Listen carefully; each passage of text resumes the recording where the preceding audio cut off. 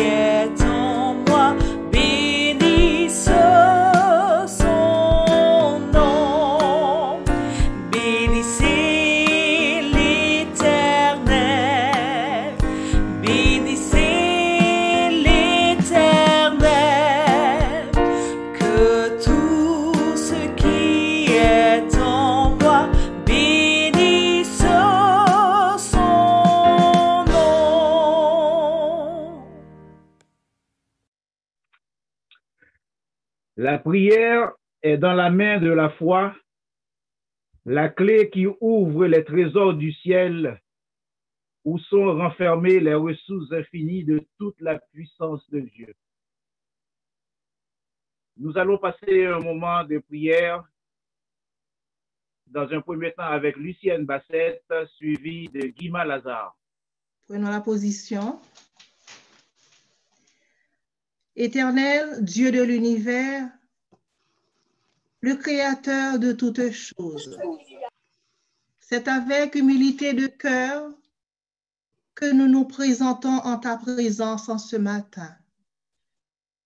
Merci pour ce jour, Père, que tu as mis à part pour chacun de nous, Père. Oui, Seigneur, malgré les calamités, Seigneur, que nous avons subies ces quelques mois, mais Seigneur, tu nous as gardés, tu nous as protégés, tu nous as préservés, Seigneur, de toute maladie, de toute souffrance. Nous te disons merci pour cela, Père. C'est pour ça, ce matin, Seigneur, prosterné devant ta face, nous te remercions, nous te disons merci. Gloire à toi, Seigneur, louange à toi, honneur à toi, adoration à toi pour cela. Seigneur, ce matin, je viens te présenter toutes les familles de la terre, Seigneur, mais spécialement, Seigneur, les familles de Pierrefitte. Tu connais chaque famille, tu connais nos cœurs, tu connais nos pensées. Oui, Seigneur, nous reconnaissons que nous avons peut-être péché en pensée, en parole devant ta face. Nous te demandons de nous pardonner, de nous laver, de nous blanchir, Seigneur. Éternel, accorde la sagesse, Seigneur, à toute la famille de Pierrefitte, Seigneur. Je te présente les enfants, je te présente, Seigneur, les petits-enfants, je te présente les foyers de Pierrefitte, Seigneur. Je te demande, augmente nos foi, Seigneur, afin que nous puissions toujours marcher, Seigneur, dans tes voies. Éternel, notre Dieu, notre Père, bénis toutes les familles de Pierrefitte, Seigneur. Enlève tout ce qui n'est pas de toi en nous, Seigneur. Éternel, la famille de Pierrefitte a besoin de toi, Seigneur. Donne-leur toute la sagesse qu'il faut, Seigneur. Donne le discernement, Seigneur, à la famille de Pierrefitte, Seigneur. Donne-leur le discernement, Seigneur. Transformez nos cœurs à ton image, Seigneur. Prépare-nous pour ton retour, Seigneur. Nous savons que tu reviendras bientôt. Mais, Seigneur, tu viendras nous chercher, Seigneur. Nous devons être prêts, Seigneur. Alors, je te demande, Seigneur, de sanctifier chaque famille, Seigneur. Permets que chaque famille, Seigneur, puisse réfléchir, Seigneur, et comprendre, Seigneur, que Jésus est venu à la croix pour nous sauver. Merci pour toutes choses, Seigneur. Passe ta main bénissante sur les familles. Prends en main, Seigneur, les foyers. Tu connais les foyers qui sont en souffrance. Tu sais tout ce qui se passe dans les foyers. Alors aujourd'hui, Seigneur, nous te disons merci du fait que nous avons déposé la famille, les foyers entre tes mains. Et nous savons, Seigneur, que tu prendras en main, Seigneur. Et tu feras selon ton bon plaisir, Seigneur. Touche nos cœurs, Seigneur. Fais-nous du bien. C'est au nom de Jésus-Christ que nous t'avons prié. À lui soit la gloire dès maintenant au siècle des siècles. Amen. Seigneur tendre Père, nous voudrions te remercier infiniment de ta bonté, de ta fidélité, de ta patience envers chacun de nous. Nous te sommes reconnaissants de la grâce que tu nous as faite. Nous avons pu passer une bonne semaine. Pour certains, mais pour d'autres, ça a été plus difficile. Nous avons pu nous réveiller en bien ce matin et nous voici en ta présence et nous nous adressons à toi en cet instant. Nous voudrions avant toute chose, Seigneur, te demander pardon pour toutes les fois où nous n'avons pas été à la hauteur de ce que tu attends de nous. Pour toutes les fois où cette semaine, nous avons péché contre toi, que ce soit par pensée, par parole, par action, même inconsciemment. Nous te demandons de bien vouloir nous laver, nous purifier dans le sang précieux de Jésus. Tendre Père, alors que nous nous inclinons devant ta face, nous voudrions te remettre toutes les personnes qui passent par des moments difficiles après ces épreuves traversées pendant ce moment de confinement où le monde entier est en proie à la maladie avec ce virus qui nous tombe dessus. Il y en a encore qui sont couchés sur les lits d'hôpitaux. Il y en a également qui sont guéris, qui sont rentrés à la maison. Alors que nous avons été confinés, mais le déconfinement a eu lieu. Mais nous savons que tu as été au contrôle et que tu es encore au contrôle. Certains ont pu reprendre le travail et beaucoup d'autres ont perdu leur emploi. Mais nous savons que toute chose concourt au bien de ceux qui aiment Dieu. Tendre Père, ces moments difficiles que nous avons traversés, nous savons très bien que si tu n'avais pas été là, nous ne saurions même pas qu'est-ce que cela aurait été. Nous voudrions te faire confiance en toutes choses. Et nous voudrions te remercier de ce que même dans les moments difficiles, tu es à nos côtés. Tu nous as fait tant de promesses. Dans le psaume 121, verset 3, où tu nous dis que celui qui te garde ne sommeillera point. Merci de nous permettre de toujours nous appuyer sur tes promesses. Tendre Père, alors que dans quelques semaines, nous devons reprendre nos activités à l'Église, nous te demandons de bien vouloir nous précéder, de bien vouloir aplanir les sentiers, Tendre Père. Merci de nous permettre de pouvoir nous préparer, sachant que nous ne pourrons pas tous retourner à l'Église de sitôt, mais nous remettons tout entre tes mains afin que tout se passe dans les meilleures conditions. Béni soit ton Saint-Nom, Seigneur. Nous voudrions te remettre également les autorités de ce pays. Merci de bien vouloir leur accorder de la sagesse afin que dans les décisions qu'elles ont à prendre, mais que ces décisions puissent nous permettre de toujours avoir cette liberté que nous avons de pouvoir t'adorer comme tu le mérites. Et qu'en toute chose, ton nom soit béni et glorifié. Nous remettons le reste de ce programme entre tes mains. Merci de bien vouloir diriger toutes choses. encore, bien vouloir nous bénir abondamment. Ce sont là les grâces que nous te réclamons, non que nous ayons des mérites, mais au nom de Jésus. Amen.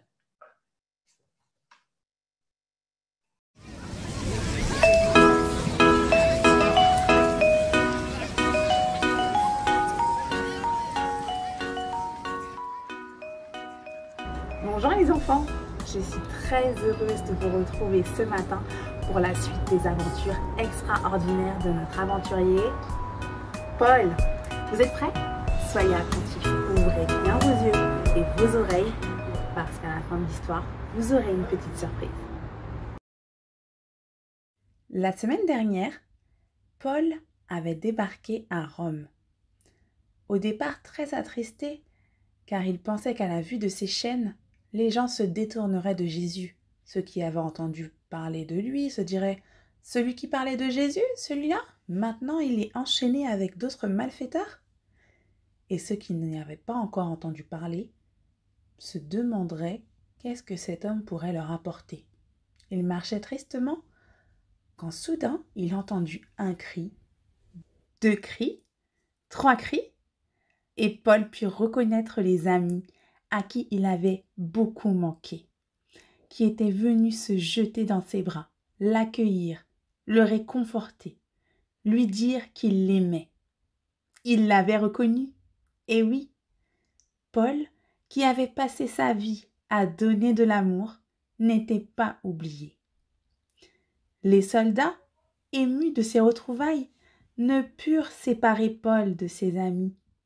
Ce moment lui remonta le moral et resta gravé dans sa mémoire. Et oui, lui aussi avait besoin de l'amour de ses frères et sœurs. Souvenez-vous, Paul ne fut pas emprisonné. Grâce à son bon témoignage, il lui fut permis de loger dans une maison. Il avait peu de temps avant que ses persécuteurs de Jérusalem ne viennent répandre ici à Rome des mensonges sur lui. Il décida donc de rencontrer les Juifs de la ville afin de se présenter, de dire pourquoi il était emprisonné et de parler de Jésus. Certains crurent et d'autres non, mais cela ne l'empêcha pas de parler de son Jésus. Les Juifs qui avaient condamné Paul et avaient voulu le tuer voulait influencer l'empereur Néron pour faire condamner Paul. Cela donna 2 ans de répit à Paul. Et à première vue, cette situation le rendait incapable de prêcher. Il dit à ses amis pour les réconforter, « C'est pour Jésus que je suis enfermé. » Mais Dieu utilisa cette circonstance pour faire parler de lui. Là où on n'attendait rien de lui, Paul fit avancer l'Évangile.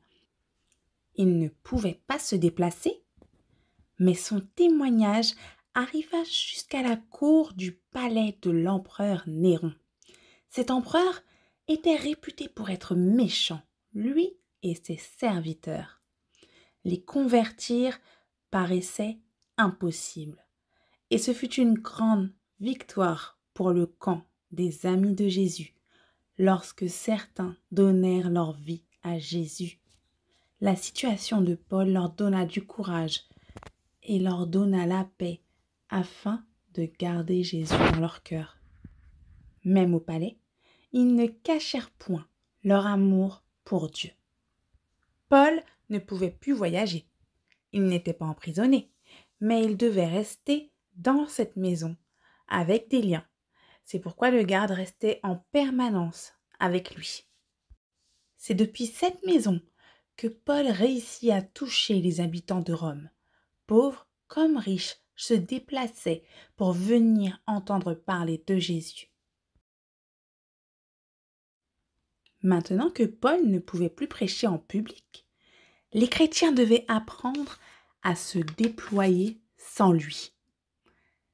Il écrivait à chaque église afin de prendre des nouvelles, encourager et donner des conseils. Ainsi, de sa maison, Dieu lui permit de faire plus que s'il avait pu voyager. Dieu permit que dans cette épreuve, Paul ne soit pas seul. Luc, son fidèle ami, qui avait choisi de partager son sort en prison et de traverser les mers avec lui, était présent. Timothée était là également. C'était son fils en Jésus.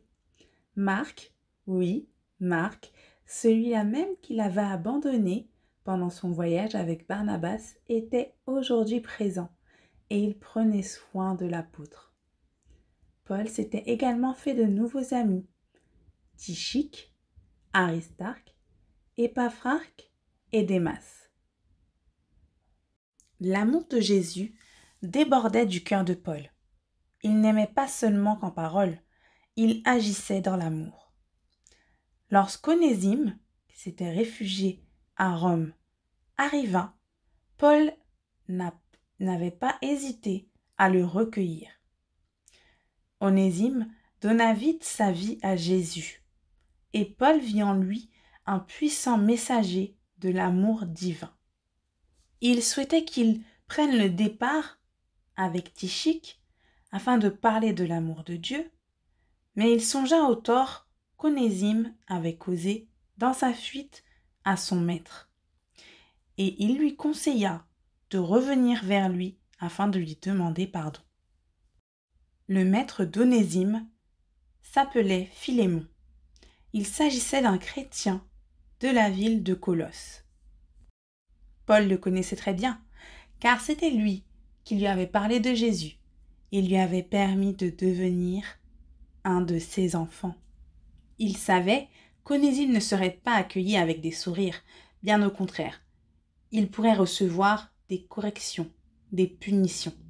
C'est pourquoi il entreprit d'écrire à son ami et collaborateur Philémon. Tychique accompagna Onésime dans son voyage et se présenta avec la lettre auprès de Philémon. Onésime était devenu chrétien. C'était devenu un fils de Dieu, un frère dans la foi. Et toute punition serait faire de la peine à Dieu et de la peine à Paul. Paul demandait à Philémon, au nom de leur amitié et de leur foi, de le recevoir dans la joie. Afin qu'Onésime retrouve la liberté, Paul promit à Philémon de le dédommager de tout ce qu'Onésime lui devait. Dans la détresse, il se montra donc comme un frère alors que lui-même était dans une situation difficile. Onésime et Tychique purent voyager pour aller à la rencontre de tous ceux qui n'avaient pas encore entendu parler de Jésus. Et ils étaient nombreux. Ils le sont encore d'ailleurs. Mais vous en saurez plus la semaine prochaine. Il arrive que nous ne soyons pas où nous voulions être, que nous nous sentions inutiles ou dans une situation bizarre, triste. Mais comme Paul, ne désespérons pas et laissons-nous utiliser par Dieu. Comme Paul, tournons-nous vers ceux qui en ont besoin, démontrons-leur notre amour par des actes. Et comme Jésus, soyons amour. Nous serons surpris du résultat. Paul a vécu cette situation et il nous laisse cette pensée pour nous encourager. Nous ne prêchons pas nous-mêmes, c'est Christ, le Sauveur, que nous prêchons. Et nous nous disons vos serviteurs à cause de Jésus-Christ. Car Dieu qui a dit, la lumière brillera du sein des ténèbres, a fait briller la lumière dans nous. Pour faire resplendir la connaissance de la gloire de Dieu sur la face de Christ. Nous portons ce trésor dans des vases de terre. Afin de cette grande puissance, ce roi a attribué à Dieu et non pas à nous. Nous sommes pressés de toute manière, mais non réduits à l'extrémité dans la détresse, mais non dans le désespoir. Persécutés, mais non abandonnés. Abattus, mais non perdus. Portant toujours dans notre cœur Jésus.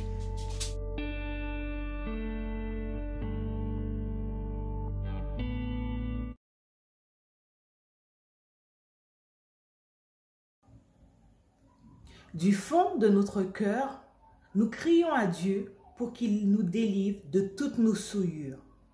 Le peuple d'Israël n'a pas crié à Dieu une fois, ni une semaine, mais voire des années, jusqu'au jour où Dieu vint les libérer.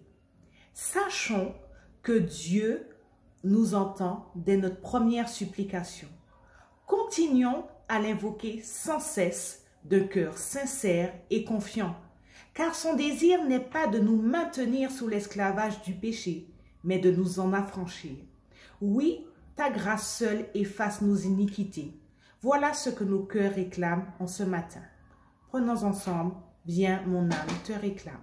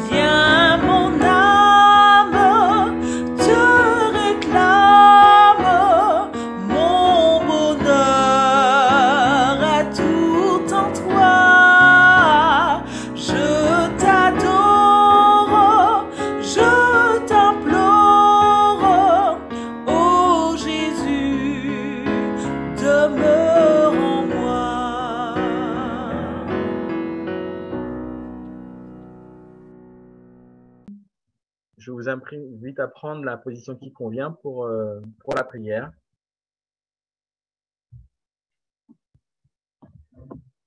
Notre Père qui es aux cieux, nous te disons merci pour cette semaine que tu nous as permis de passer. Nous te remercions, Seigneur, parce que tu es grand, parce que tu es bon, parce que tu prends soin de nous, parce que tu es puissant. Et dans ta grandeur et dans ta magnificence, tu restes un Dieu personnel, le Dieu de chacun d'entre nous. Dans ta puissance, tu entends chacun de nos cœurs, chacun de nos soupirs, chacune de nos joies. Et nous te remercions, Seigneur, d'être ce Dieu qui connaît individuellement chacun d'entre nous. Merci d'être ce grand Dieu si grand et si puissant. Nous voudrions en cet instant, Seigneur, te demander de nous pardonner nos fautes, nos péchés. Je te prie de me pardonner moi-même qui t'ai pris à cet instant, les mauvaises pensées, paroles, les péchés que j'ai pu commettre devant toi. Et ainsi, je voudrais te présenter tous ceux qui sont réunis à travers cette application, ce lien virtuel, mais réellement avec toi, parce que tu es partout. Que tu puisses, Seigneur, je te prie, nous pardonner nos fautes, nos péchés, nos manquements que nous ayons pu commettre durant la semaine. D'aide nous purifier, mon Dieu, grâce au mérite de Jésus-Christ. Merci de ce que tu es ce Dieu bon, qui a permis que Jésus-Christ puisse venir et que nous puissions avoir accès au royaume des cieux et au pardon de nos erreurs, Seigneur. Je voudrais te présenter les dîmes et les offrandes qui vont être mises de côté pour ton salut, pour tes œuvres qui sont faites ici sur terre. Nous te remercions de ce que tu nous donnes pour que nous puissions aussi te redonner. Et pour ceux qui sont en difficulté, Seigneur, je te prie de les bénir et de les aider à trouver un emploi, à avoir une activité, en tout cas à participer à ce geste de bonté que tu nous donnes, Seigneur. Viens bénir ces dîmes et ces offrandes. Je voudrais aussi te prier pour ceux de nos membres qui sont malades, qui sont sur des lits d'hôpitaux, ou qui sont affectés par la maladie où qu'ils soient. Je voudrais te demander de passer ta main sur eux, de les fortifier, de les guérir, de leur apporter sérénité, Seigneur. Ceux aussi qui sont dans le deuil, d'aller les soulager, les soutenir, et que nous puissions trouver en toi notre réconfort, comme nous l'avons vu dans le chant justement, notre rempart, notre forteresse, Seigneur. Je te prie aussi pour l'orateur du jour, que tu puisses le conduire, que ce qu'il puisse dire puisse être inspiré directement de toi, comme nous l'avons vu dans la leçon, de tous ceux qui sont inspirés par toi, pour que nous puissions nous-mêmes recevoir l'instruction, la leçon, les messages que tu veux nous donner pour nous aujourd'hui. Merci de ta bonté, de ta présence. Merci de ce que tu aies permis que malgré ce confinement, l'Église puisse toujours continuer, que nous puissions toujours nous voir avec ce lien et que surtout nous ayons pu resserrer ce lien avec toi. Sois glorifié et béni. Bénis chacun d'entre nous et rends-nous patients, Seigneur, jusqu'à ton retour pour que nous puissions, lorsque tu seras là, te louer, de vive voix, te toucher, te voir et être heureux d'être avec toi dans le royaume des cieux. Je t'ai prié au nom de Jésus pour ta gloire. Amen. Régénérés par la puissance de ta grâce, nous courons nous réfugier sous ta haute retraite, car nous ne chancellerons pas. Tu es le rocher de notre force, tu nous assures la paix. Notre bonheur se trouve au creux de tes bras. Tu es tout pour nous. Voilà ce que nous voulons te dire à travers ce chant d'amour.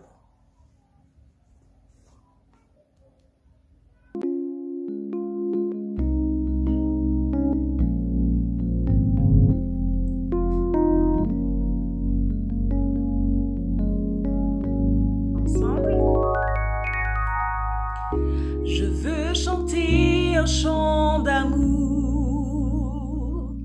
pour mon Sauveur, pour toi Jésus. Merci pour ce que tu as fait. Tu es si précieux, Jésus mon Sauveur. Je suis heureux, tu m'as donné ton nom. Je ne veux pas être ailleurs que dans tes bras d'amour, dans tes bras d'amour, dans tes bras d'amour, dans tes bras d'amour, tout près de toi, contre ton cœur, dans tes bras d'amour. Je veux chanter. Je veux chanter un chant d'amour pour mon Sauveur, pour toi Jésus. Merci pour ce que tu as fait. Tu es si précieux, Jésus mon Sauveur. Je suis heureux, tu m'as donné ton nom. Je ne veux pas être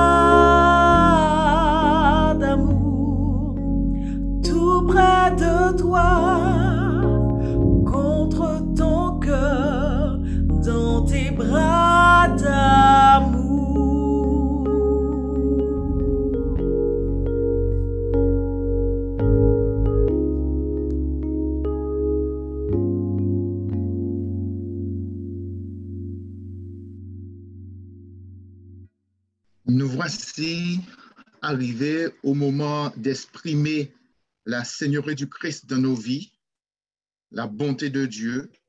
Et j'aimerais lire dans un ouvrage d'Ellen G. White, dans le chapitre 2, Conseil à l'économe, qui dit ceci. Le Seigneur n'a pas besoin de nos offrandes, nous pouvons l'enrichir par nos dons. Le psalmiste dit, tout vient de Dieu et nous recevons de ta main ce que nous t'offrons. En Chronique, chapitre 29, verset 14. Cependant, Dieu nous donne l'occasion de lui montrer que nous apprécions ses bontés par les sacrifices personnels que nous consentons afin de les étendre à d'autres. C'est la seule façon offerte de manifester à Dieu notre gratitude et notre amour. Il n'en a pas prévu d'autres. Que le Seigneur puisse nous aider à vraiment vivre ce temps de collecte, ce temps d'offrande, ce temps où nous apportons nos dîmes à Dieu, où nous exprimons ce qu'il a fait pour nous à travers nos offrandes, que nous puissions le faire dans un esprit d'adoration, de reconnaissance à notre Dieu. Alors que Guima va nous entonner un morceau musical, je vous invite à mettre de côté ce que vous avez prévu d'apporter pour votre Seigneur.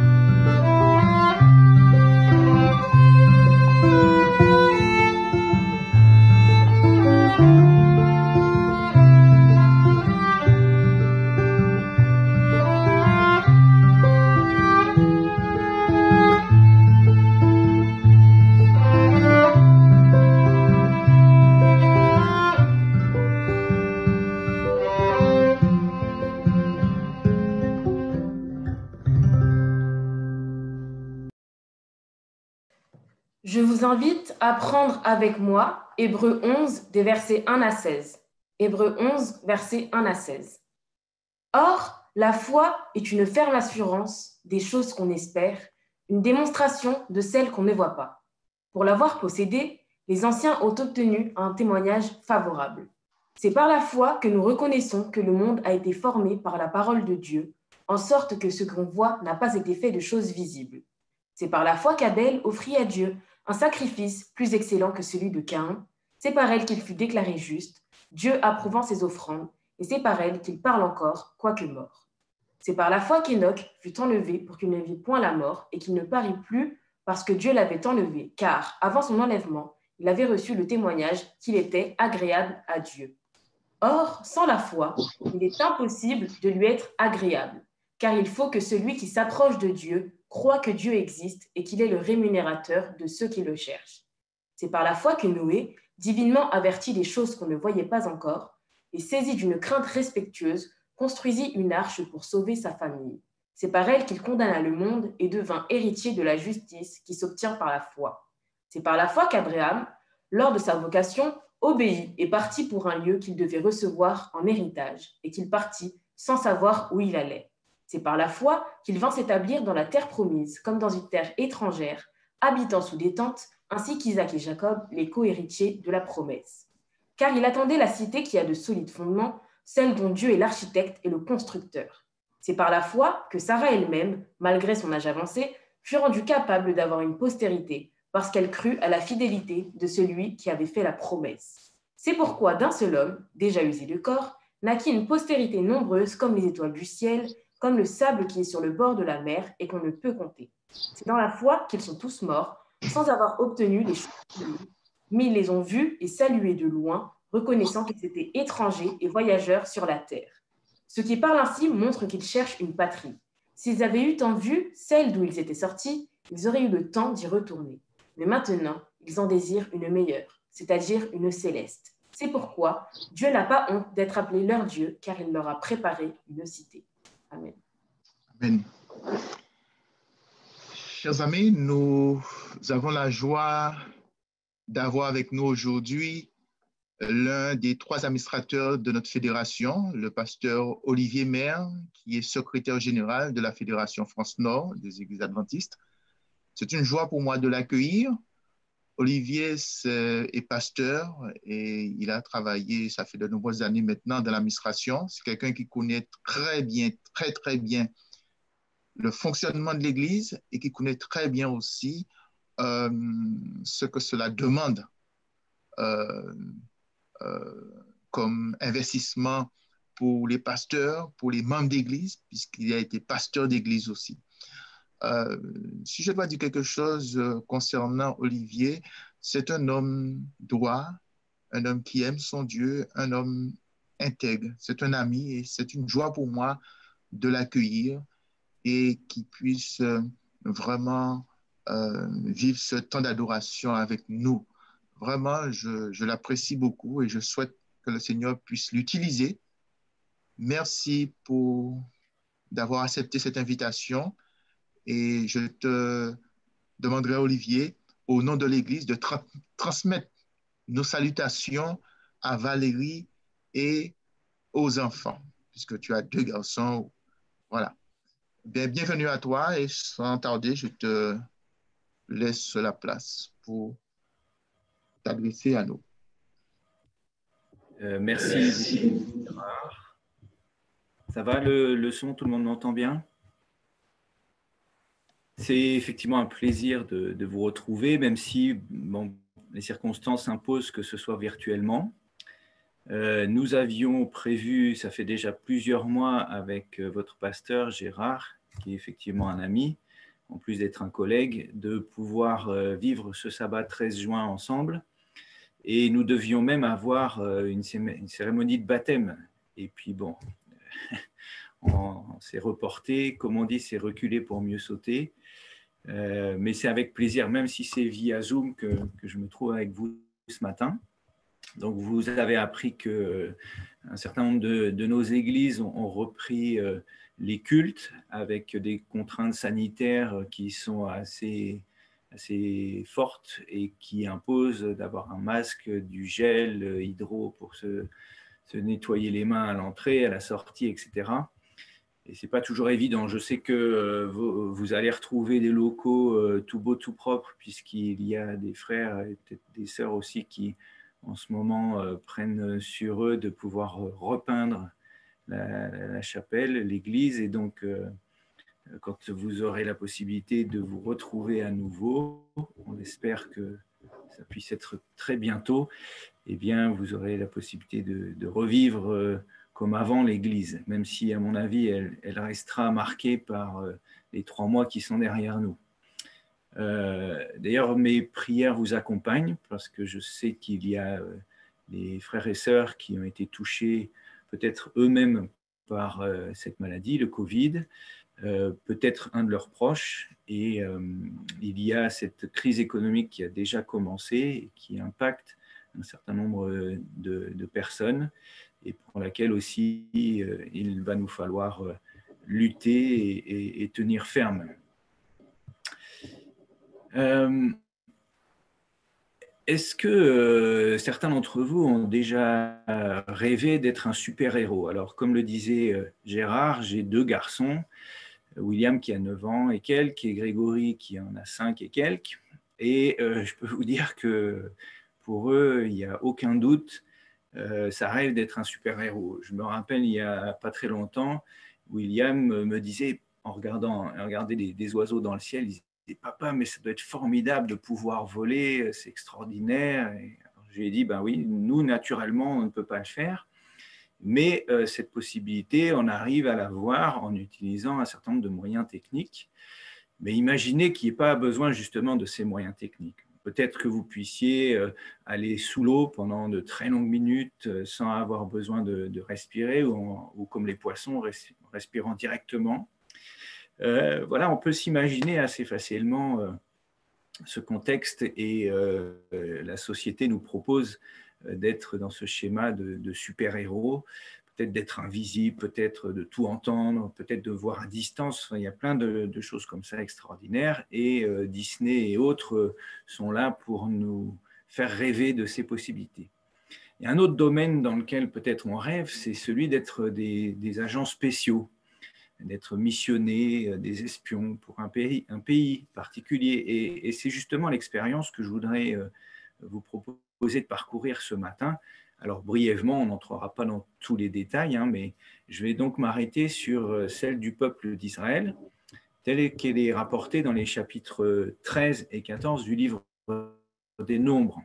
Alors, on n'a pas le temps de lire ces 2 chapitres, en plus le chapitre 14 est un peu long, mais on va essayer de retirer ensemble un certain nombre d'éléments les plus importants pour nous.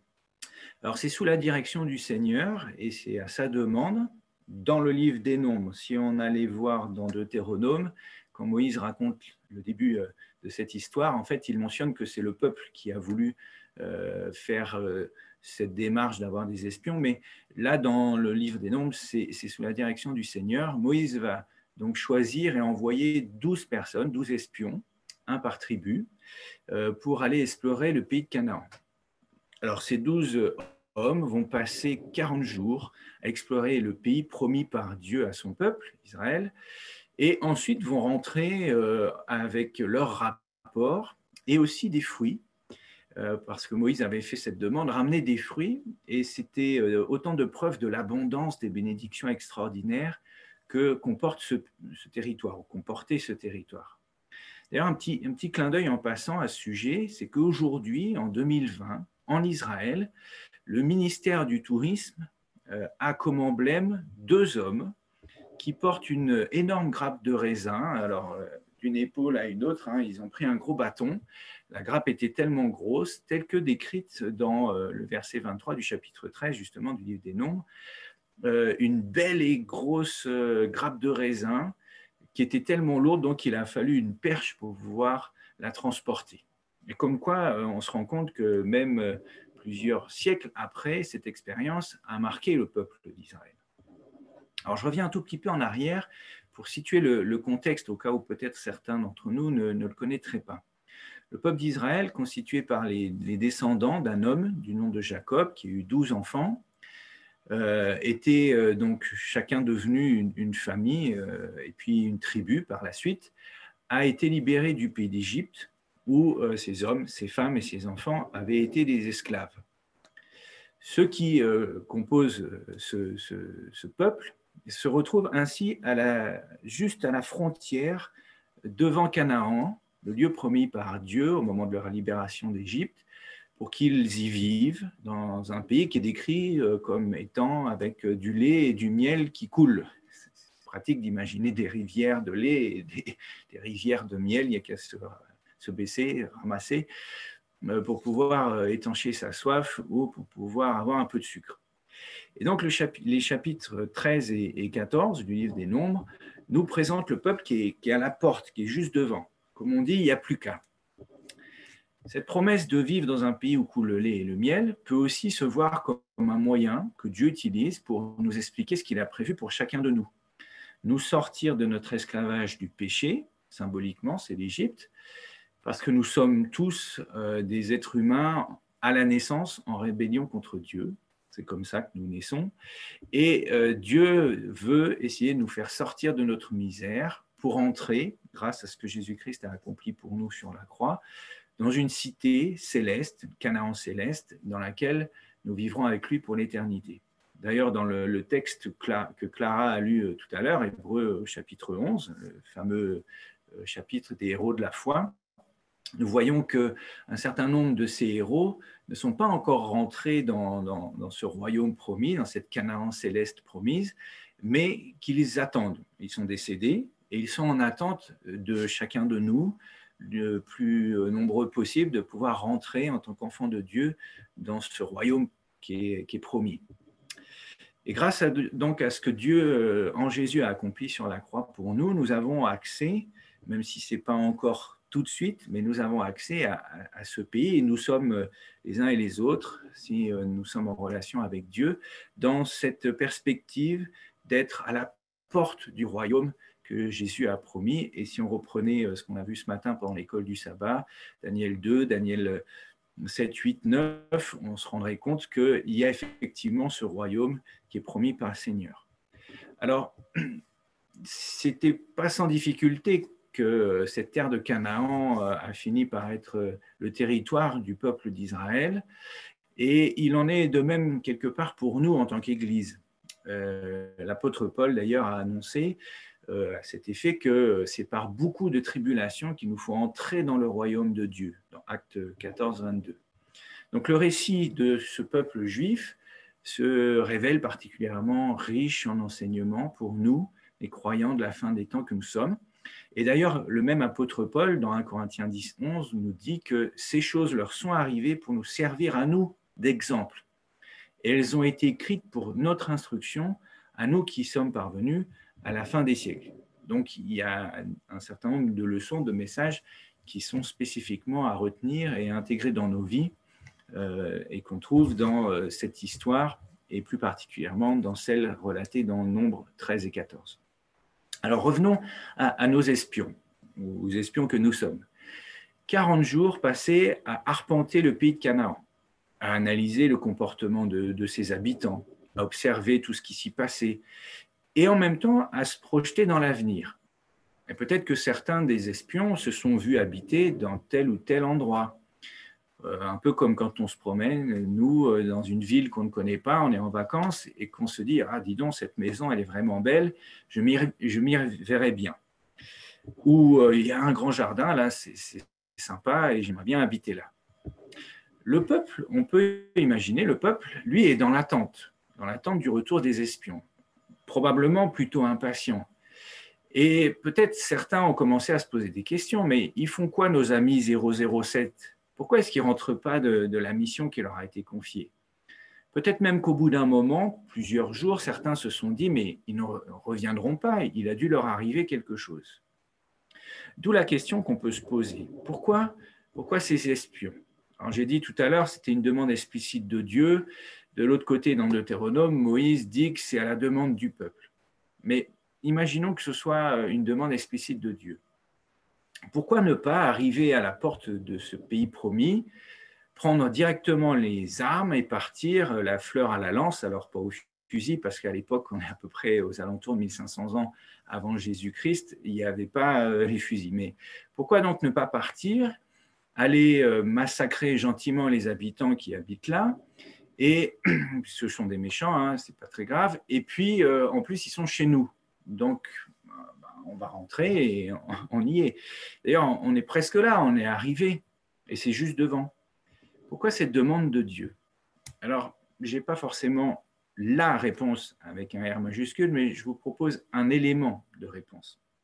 Peut-être qu'il en existe d'autres et que c'est intéressant de pouvoir partager à ce sujet, mais peut-être que Dieu voulait tester quelque part ses enfants.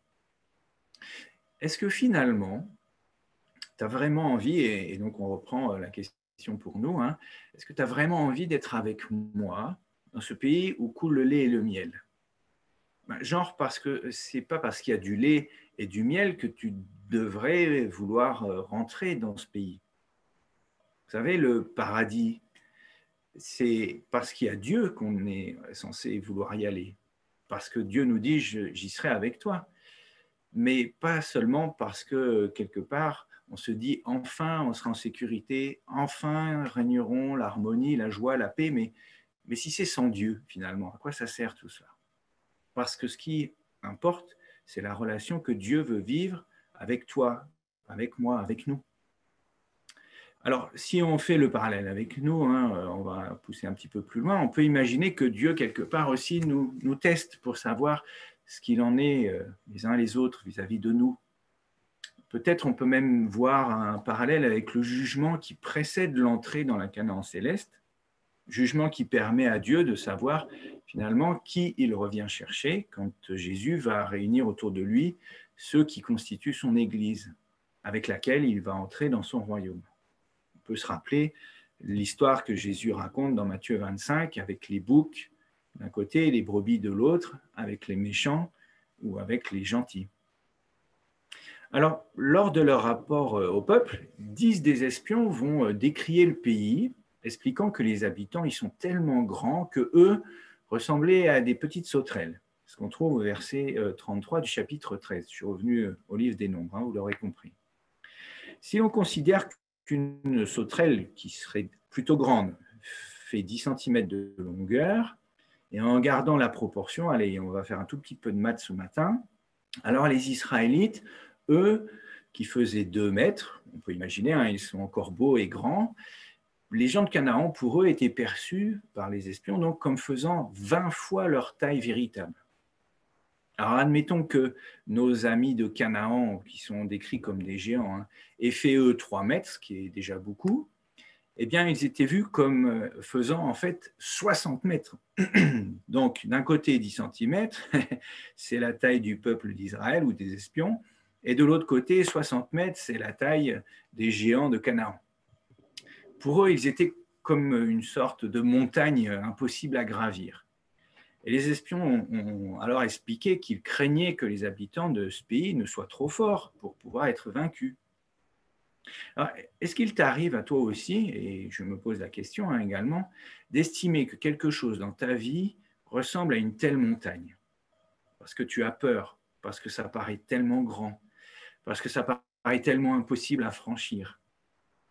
Peut-être même tu ne t'es pas encore posé la question, mais est-ce que tu n'as pas une montagne dans ton existence, qui fait que tu n'arrives plus à avancer, même avec Jésus d'ailleurs? Est-ce que dans un temps d'introspection personnelle, tu pourrais te poser la question de savoir qu'est-ce qui est si insurmontable? Qu'est-ce qui empêche d'avancer? Qu'est-ce qui empêche de croire que tu es capable d'aller dans la terre promise? Ou pourtant, tu le sais bien, Dieu souhaite avant toute chose que tu puisses aller. Alors bien entendu, la foi est nécessaire à cette entrée dans la terre promise. Et cette foi faisait défaut à nos amis espions. Et pourtant, le Seigneur avait fait sortir les Israélites de l'Égypte. Il y avait eu l'histoire des 10 plaies et donc des événements extraordinaires. Il leur avait permis de franchir la mer à pied sec, la mer où les cavaliers égyptiens, les soldats égyptiens, s'étaient eux noyés. Dieu les avait conduits à travers le désert durant à peu près 2 années, une région complètement aride, jusqu'au bord de ce beau pays qu'il leur avait promis de leur donner, Canaan. Durant ces 2 années, la présence de Dieu était manifestée sous la forme d'une nuée. Et c'est lui qui les avait conduits. Quand partir? quand s'arrêter pour rester quelques jours, installer le campement, où aller, par où passer. Pourtant, Dieu avait pourvu à leurs besoins les plus fondamentaux. La manne, cette espèce de pain un peu bizarre, qui tous les jours était présent. Le matin au réveil, il n'y avait qu'à le ramasser. L'eau, quand c'était nécessaire, qui sortait directement des rochers pour les abreuver, eux et leurs troupeaux. Pourtant, Dieu avait même donné des cailles tombées du ciel, on trouve ça au chapitre 11 du livre des Nombres, parce que, quelque part, il avait accepté de répondre favorablement à leur demande d'avoir de la viande. Le pain ne suffisait pas, il fallait de la viande. Il va donc donner des oiseaux à manger pendant 1 mois. Et Dieu est d'ailleurs quelque part un peu excédé justement par l'attitude de son peuple, qu'il va leur dire, vous voulez en avoir jusqu'à ce que ça vous sorte par les narines, on pourrait dire, jusqu'à ce que vous ne puissiez plus en manger. Genre le film qui commence à dater un petit peu, qui s'appelle Super Size Me, je ne sais pas si vous connaissez, raconte l'histoire d'un homme qui s'est nourri durant 1 mois exclusivement dans un restaurant. Alors c'est un restaurant, le nom est, je ne vais pas prononcer, sinon je vais faire un peu trop de pub, mais il y a 2 mots de 2 lettres d'eau, d'accord? Et qui a pris 11 kilos pendant ce mois où il se nourrissait exclusivement dans ce restaurant, matin, midi et soir. Et finalement, alors qu'il était suivi par des médecins, ceux-ci lui ont dit « Mais arrêtez, il faut mettre fin à votre expérience parce que vous risquez d'en mourir. » Là, quand on regarde vos analyses, c'est très grave. Et donc, je reviens à Dieu, aussitôt dit, aussitôt fait, il y a la viande qui tombe du ciel, et le peuple va tellement se gaver, tellement en manger, que Dieu va être obligé de réagir à nouveau avec une plaie cette fois-ci. Probablement et simplement le fait que les cailles ne pouvaient être correctement conservées et donc ont commencé à pourrir, rendant malades ceux qui en mangeaient beaucoup trop. Tout ce que Dieu avait donc fait pour eux semblait comme évaporé. Tous les miracles de Dieu, hop, disparus. Plus rien dans leur tête, plus rien dans leur cœur, plus rien dans leur mémoire. Tout semblait vide. La présence de Dieu, ses miracles, tout était devenu finalement une absence. Alors, on peut se poser la question pour nous, parce que c'est assez simple de lire ces épisodes qu'on trouve dans la Bible, l'histoire du peuple d'Israël, en disant « Ah là là, franchement, ces gens-là, moi, si j'avais été à leur place, j'aurais fait beaucoup mieux, j'aurais été différent qu'eux. » Mais en réalité, quel regard portes-tu et quel regard je porte, moi aussi, par rapport à la présence de Dieu dans ma vie, dans ta vie ? Est-ce que tu penses qu'il est bien là, même quand il y a justement des montagnes, comme on l'évoquait tout à l'heure, quand il y a peut-être, si ce n'est pas une montagne, c'est un gouffre qui s'ouvre devant nous, un trou. Est-ce qu'on est persuadé que Dieu chemine avec nous? Peut-être même quand on a eu le Covid, peut-être même quand on a quelqu'un qui est décédé du Covid. Personnellement, j'ai été très touché, affecté par le fait qu'il y a un frère de notre Église, dans laquelle nous sommes, mon épouse et moi, ma famille, qui est décédé du Covid. Il était papa de 4 enfants, dont les 2 derniers, Samuel, 10 ans, et Sandy, qui vient d'avoir 5 ans il y a 2 jours. Est-ce qu'on est encore persuadé que Dieu est là avec nous, qui chemine vraiment avec, qui voudrait même diriger notre vie, comme la nuée qui était à suivre dans le désert, et il voudrait, dans ton désert, pouvoir être cette nuée qui t'indique la direction. Est-ce que tu es capable de te rappeler des souvenirs, des miracles que Dieu a déjà fait pour toi? Est-ce que tu es capable de croire que Dieu a un projet d'avenir, un royaume qui est là, la Canaan céleste, qu'il prépare pour nous, comme l'a dit Jésus dans Jean 14? Alors, finalement, nous sommes appelés et amenés à faire un constat. Nous avons affaire, dans cet épisode, à un peuple qui se rebelle contre Dieu. Il va dire, c'était mieux avant, mais vive l'Égypte. Le fait d'être esclave, finalement, de faire des briques toute la journée, en plein soleil, dégoulinant de sueur, dans les difficultés, tous les jours, c'est bien plus agréable que d'être avec Dieu. Il est où mon paradis perdu? Comment est-ce que je peux y retourner? Parce que finalement, dans le fameux restaurant dont j'ai parlé tout à l'heure, égyptien cette fois-ci, eh bien, c'était mieux avant. Et tout ce que Dieu avait fait pour eux ne leur suffisait pas. Il en aurait fallu toujours plus. Mais Dieu n'est pas une sorte de distributeur de billets de banque. Dieu ne nous a pas donné, parce que nous sommes ses enfants, une carte bancaire avec un compte bancaire illimité. On aimerait bien, hein. Il veut nous aider. Il fait aussi des miracles dans nos vies.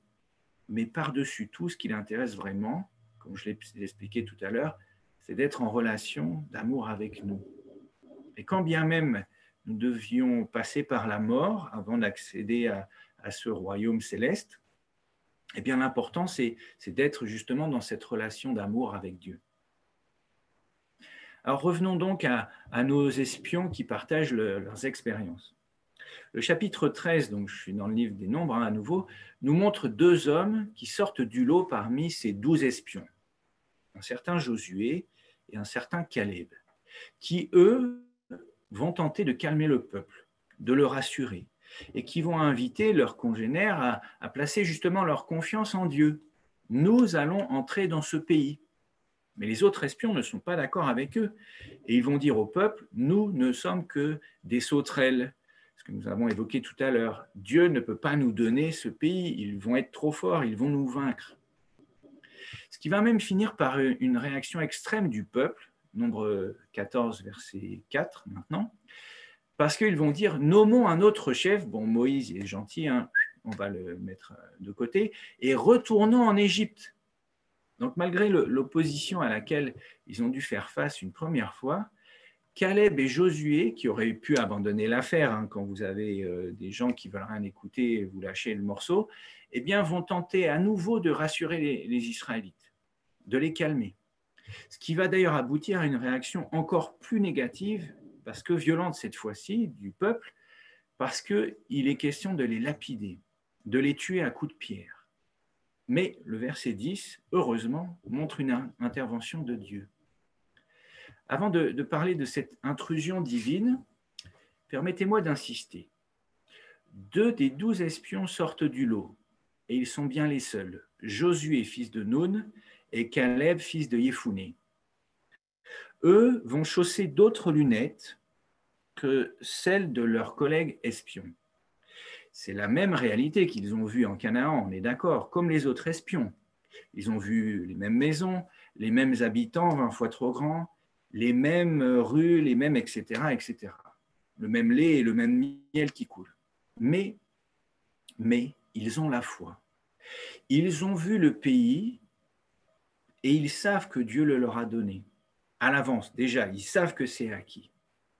Un peu comme dans un autre épisode que j'aimerais évoquer ici, qui se trouve relaté dans Jean au chapitre 20, juste après donc, la mort de Jésus, sa crucifixion, il est descendu, son corps a été descendu de la croix, a été emmené dans un tombeau, et le dimanche matin, Marie-Madeleine vient pour s'occuper de son corps.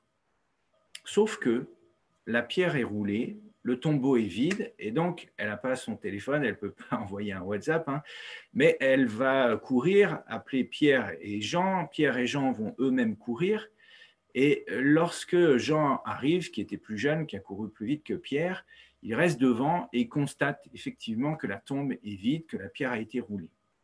Pierre, lui, qui est beaucoup plus fougueux et courageux, téméraire, quand il va arriver à la tombe, il va entrer. Et il va être obligé de constater lui aussi que le tombeau est vide.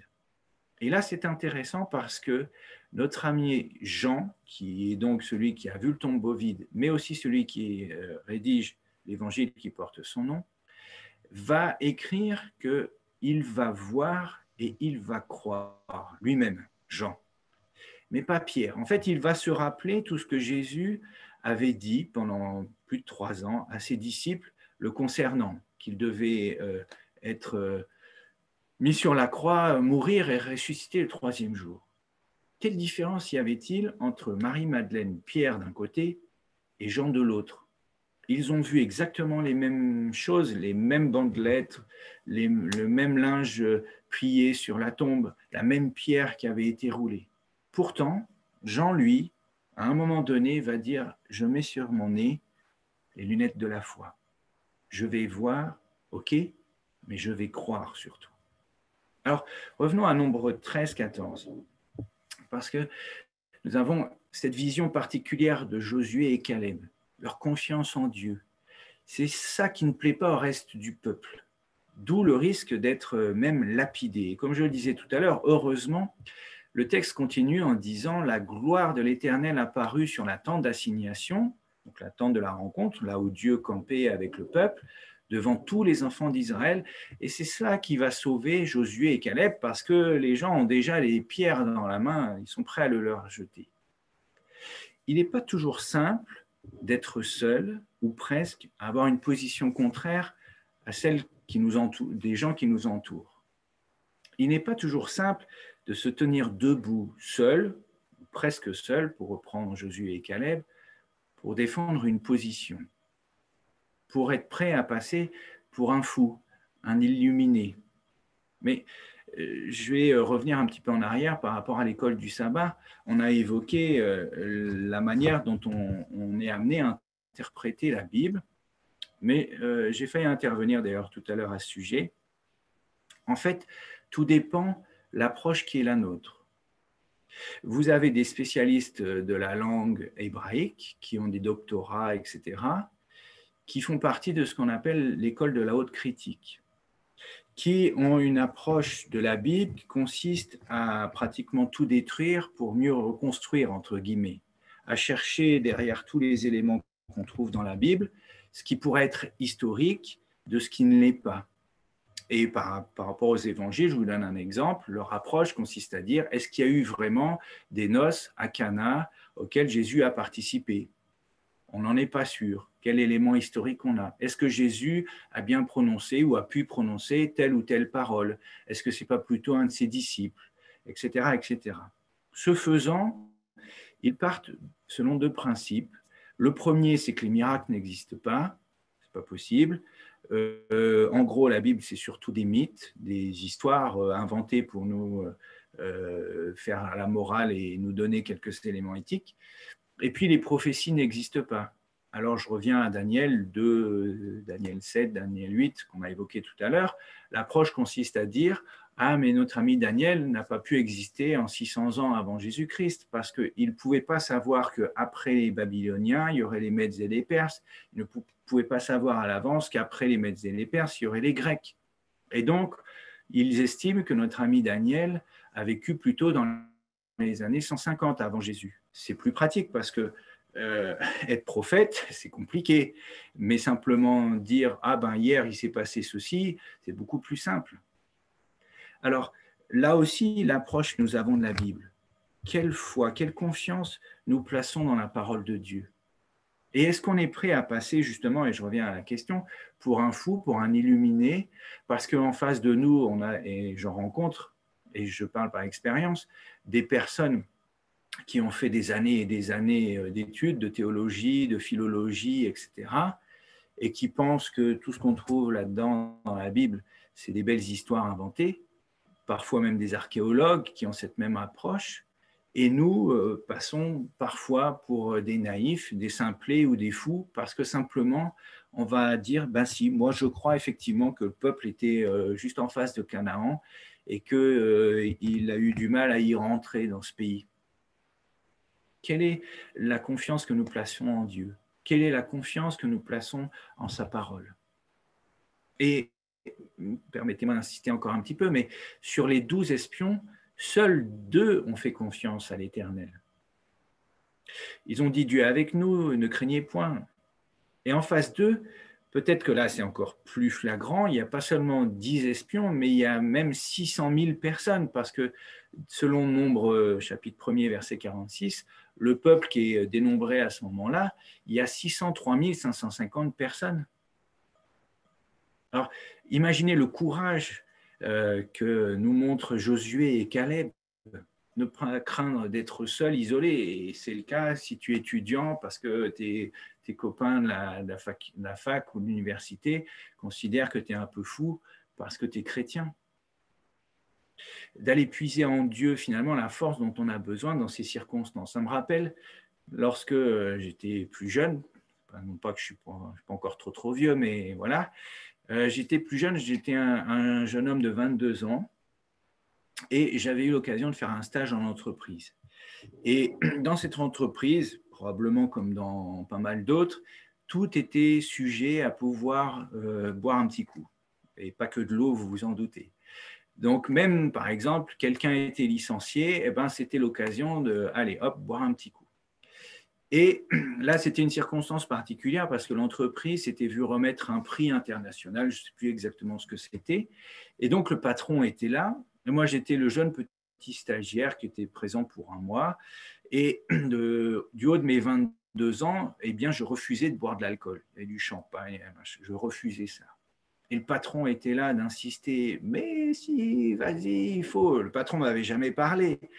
Mais là, pour cette circonstance, il me mettait la pression. Et donc, ce n'était pas évident d'être tout seul à lutter en disant « mais non, moi, je ne bois pas d'alcool ». Alors, les conséquences finalement de tout cela, on les trouve au chapitre 14 et au verset 11, livre des Nombres. Le Seigneur dit à Moïse « ce peuple va me rejeter jusqu'à quand ?» Dieu est obligé lui-même de se poser la question. « Pourtant, j'ai fait beaucoup d'actions puissantes au milieu d'eux. Est-ce qu'il refusera toujours de me faire confiance ?» Le verset 12, « Je le frapperai par la peste et je le déposséderai, mais je ferai de toi, et il parle à Moïse, une nation plus grande et plus puissante que lui. » Excusez-moi, il faut que je me mouche.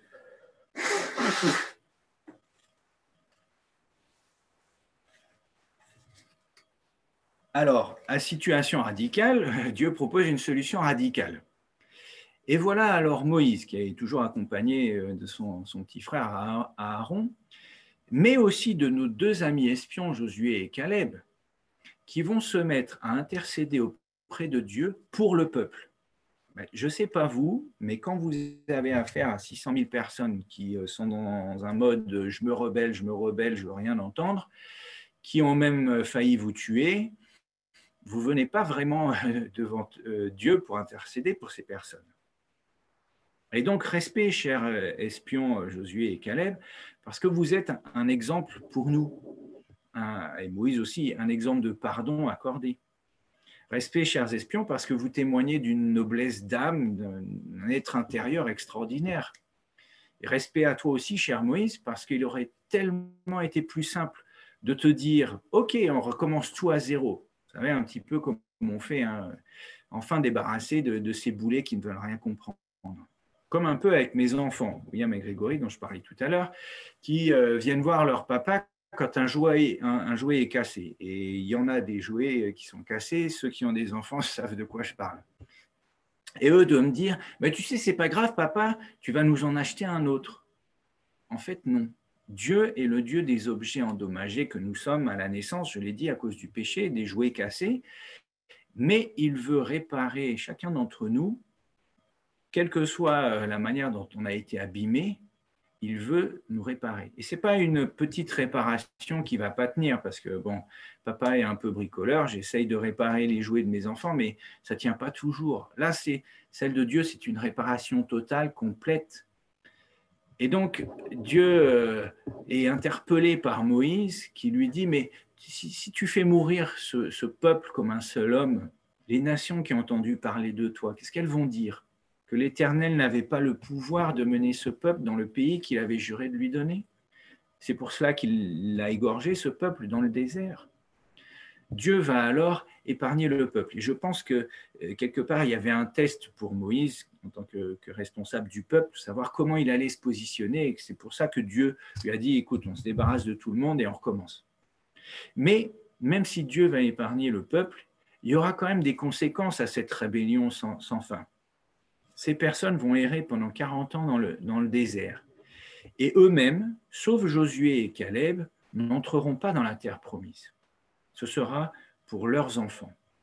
Alors, il ne s'agit pas d'avoir ici affaire à un Dieu qui pourrait être méchant, parce qu'en réalité, il se contente de laisser faire, selon notre liberté, selon les choix que nous posons, nous les uns les autres.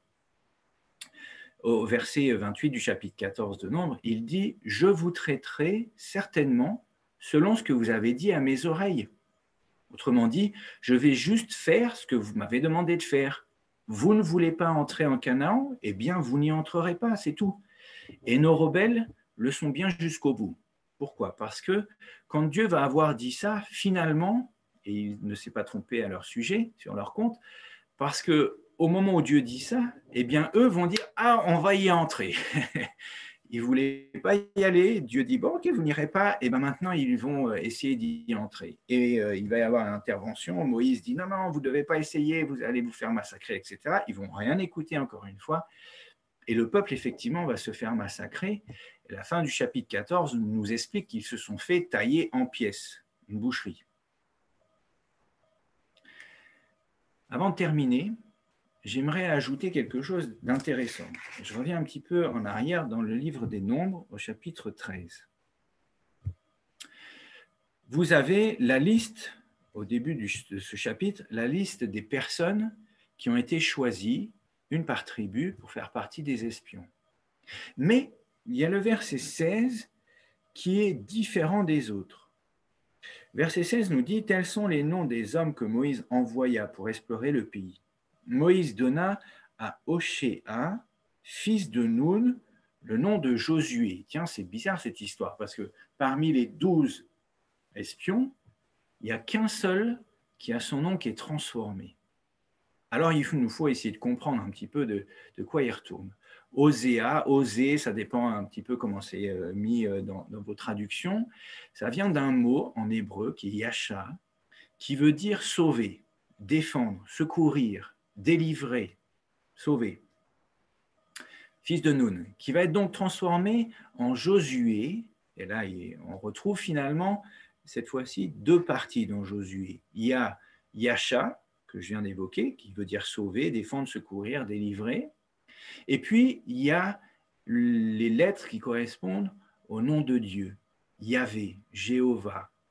Alors, c'est Y-H-V-H, Yod-He, Vav-He en hébreu. Un peu comme si Josué avait vu Dieu intégré dans sa vie au travers de son nom.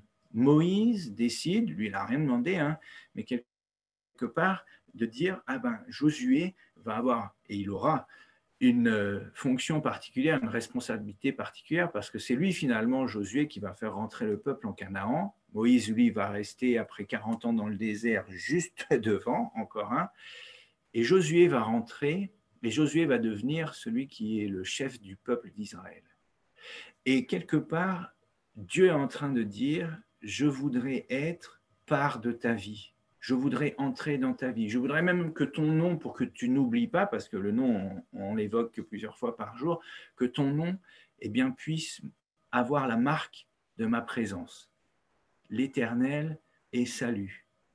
Dieu est la délivrance. C'est ainsi que Josué s'appelait désormais. Est-ce que tu es conscient que Dieu a cette même envie, ce même désir aujourd'hui, en 2020, d'intégrer ta vie, d'entrer dans ta vie, de devenir ton salut, de devenir celui qui te permet une espérance, un avenir, qui te présente la Canaan céleste pour toi, en face de toi. Alors, pour conclure, chers amis, quelles lunettes portons-nous?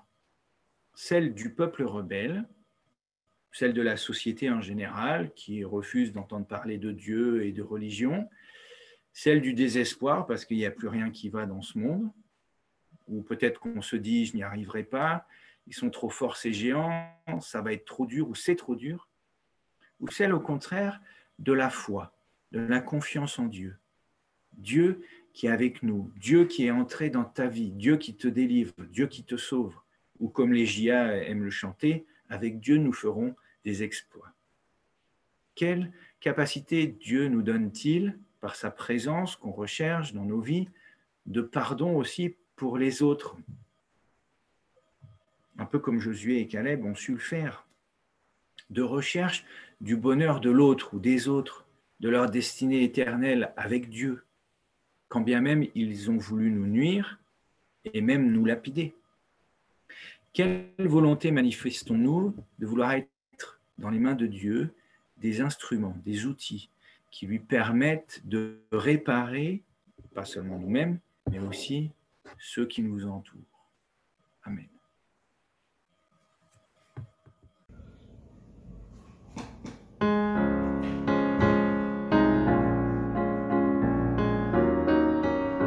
ensemble de Canaan. De Canaan, quand verrons-nous le céleste rivage? Vers le Jourdain, entendez-vous, Christ nous appelle tous. Près de lui doux partage, à l'abri de l'orage, nous pourrons chanter à jamais le cantique de paix. Oh, quel parfait bonheur, quel bonheur, quel bonheur. Oh, quel parfait bonheur, après tant de labeur. Pour toujours réunie, l'Église en sa patrie entonnera Alléluia, gloire à toi Jéhovah. Combien alors il sera beau d'écouter l'harmonie du cœur sacré louant l'agneau dans un transport nouveau. Que notre voix unie à cette symphonie, nous offrirons tous à la fois notre hymne au roi des rois. Oh, quel parfait bonheur, quel bonheur, quel bonheur. Oh, quel parfait bonheur, après tant de labeur. Pour toujours réunie, l'Église en sa patrie entonnera Alléluia, gloire à toi Jéhovah. Je vous invite à prier. Oui, Seigneur, notre Dieu, nous aspirons après ce bonheur, après ce royaume que tu as promis, parce que force est de constater que notre monde va de plus en plus mal. Mais nous voulons reconnaître aussi que tu avais annoncé à l'avance, parce que nous croyons en tes prophéties, que notre terre irait de mal en pis et que seul en toi se trouve la solution à nos problèmes, à nos difficultés, à nos montagnes insurmontables, infranchissables. Seul en toi, parce que tu as manifesté ton amour en Jésus-Christ sur la croix et que tu as remporté la victoire sur la mort, sur Satan, sur ton ennemi, seul en toi, nous pouvons nous réfugier pour trouver le soutien, pour trouver ta présence, pour trouver les encouragements, les exhortations dont nous avons besoin. Et ce matin, nous voulons, alors que nous avons été touchés peut-être par ce message qui vient de toi, peut-être nous voulons te demander pardon, Seigneur, parce que nous n'avons pas toujours été à la hauteur de ce que tu aurais voulu pour nous. Peut-être nous n'avons pas osé, comme Josué et Caleb, prendre position pour toi, clairement indiquer notre foi, nos convictions.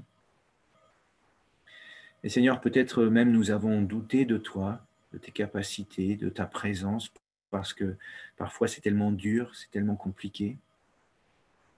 Mais ce qui est extraordinaire, c'est que, à l'instar de Moïse, Aaron, Josué et Caleb, nous savons que tu as dans le cœur de vouloir toujours ouvrir ta porte à celui qui revient à toi, de vouloir toujours ouvrir une nouvelle page blanche de vie devant ceux qui se présentent à toi, te demandant pardon, et de vouloir à nouveau écrire justement de belles lignes, des lignes d'avenir, des lignes d'espérance ensemble avec toi. Alors Seigneur, c'est dans ce sens que je voudrais te prier pour mes frères et sœurs de cette église de Pierrefitte, pour ceux qui peut-être sont déjà engagés avec toi depuis longtemps et qui, bon an, mal an, ont laisser ta présence s'éloigner, la nuée, peut-être qu'ils ne la voient plus. Et pourtant, tu es là, alors donne-leur d'avoir ces lunettes qui permettent à nouveau de te voir présent, à l'œuvre. Peut-être y a-t-il aussi des personnes qui se sont engagées avec toi depuis peu et qui, devant certaines difficultés, auraient envie de lâcher prise, de se laisser aller au découragement. Eh bien, puisses-tu les fortifier, leur donner justement les encouragements dont elles ont besoin. Et puis, il y a aussi peut-être d'autres qui te connaissent juste comme ça, qui ont eu des informations vis-à-vis de toi, mais qui ne se sont pas encore engagés pour toi, avec toi. Eh bien, qu'elles puissent faire cette démarche, notre Dieu, de chausser des lunettes qui permettent de te voir là où il n'y a rien, de considérer que tu es présent là où tu n'es pas visible, mais bien là. Et que, fort de cette présence, de ce soutien que tu apportes, elles puissent vouloir s'engager avec toi pour être avec ton Église un jour réunie dans cette Canaan céleste que tu as promis. Toi-même, Jésus, tu l'as évoqué dans Jean 14, tu es allé préparer une place pour chacun de nous, parce que ton désir le plus cher, c'est que nous puissions être avec toi, que nous puissions être sauvés en toi. Alors donne-nous cette conviction, Seigneur, cette confiance en toi, et permets notre Dieu que, en tant qu'Église, en particulier Église de Pierrefitte, nous puissions rayonner justement de cet amour que tu portes à chacun de nous, de cet amour que tu portes aussi à ceux qui nous entourent, peut-être aussi à ceux qui nous font du mal, qui nous agressent, qui nous maltraitent, mais que tu aimes pourtant d'un amour éternel. Alors permets que nous soyons les outils, les instruments dont tu as besoin entre tes mains, ta bouche, tes mains justement, tes pieds, et que, avec humilité et simplicité, nous puissions accomplir la mission que tu as confiée à ton Église, cette belle œuvre qui consiste à dire qui tu es et à dire que tu reviens. Que tu puisses donc nous accompagner, que tu nous encourages tous les uns et les autres dans ces périodes de troubles, dans ces périodes de crise sanitaire, économique, mais que nous sachions toujours regarder à toi, lever les yeux et voir notre Roi, notre Maître et notre Seigneur qui revient. Nous t'en prions et t'en remercions. Au nom du Christ et pour ta gloire. Amen.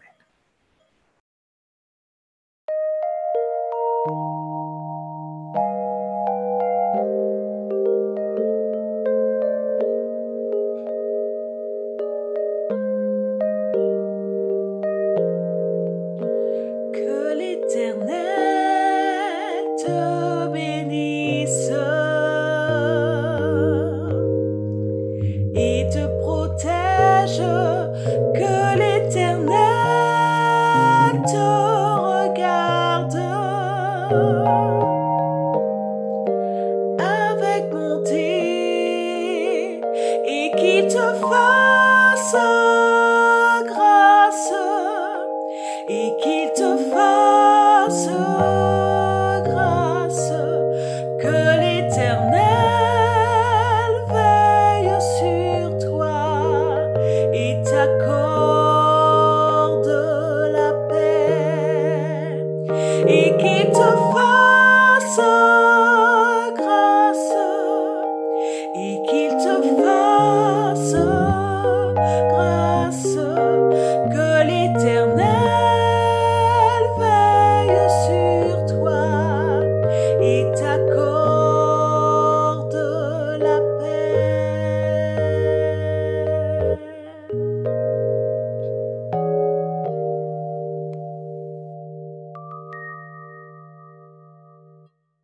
J'invite à recevoir la bénédiction de notre Seigneur. Oui, que le Dieu d'amour, de paix, de joie, d'assurance et de confiance puisse être avec chacun de nous. Que cette force qu'il nous donne puisse nous accompagner afin que nous soyons les témoins de qui il est et les bénédictions qu'il a à déverser pour ceux qui nous entourent à travers de chacun de nous. En Jésus.